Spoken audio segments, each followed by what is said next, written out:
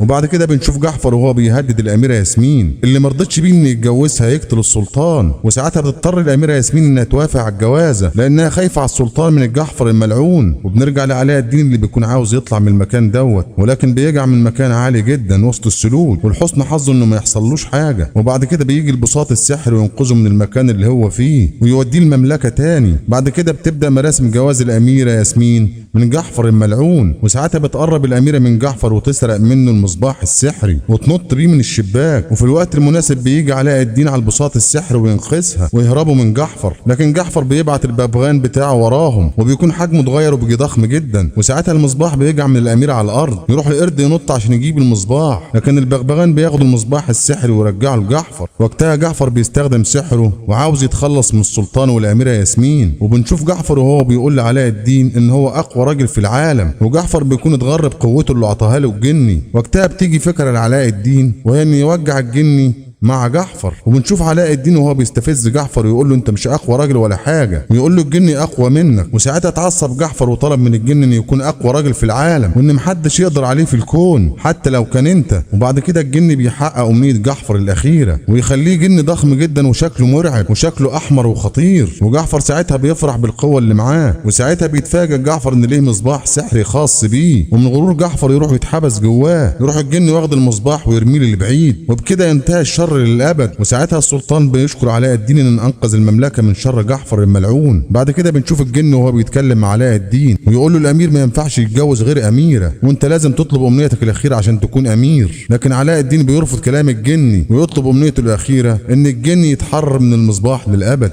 وبكده علاء الدين يكون استخدم اخر امنياته وهو ان يحرر الجن من المصباح، وفعلا امنيه علاء الدين بتتحقق والجن يصبح انسان وبشري وكمان يتجوز خادمه الاميره. وبعد شويه السلطان بيغير قوانين المملكه كلها ويخلي الاميره ياسمين هي السلطانه ويطلب منها ان تتجوز علاء الدين. وبعد كده علاء الدين بيسيب القصر ويمشي، تروح الاميره طالعه وراه وتعترف انها بتحبه وانها موافقه تتجوزه. وساعتها بيفرح علاء الدين جدا ويعملوا فرح كبير داخل القصر ويعزموا فيه كل الناس. وبكده يخلص الفيلم.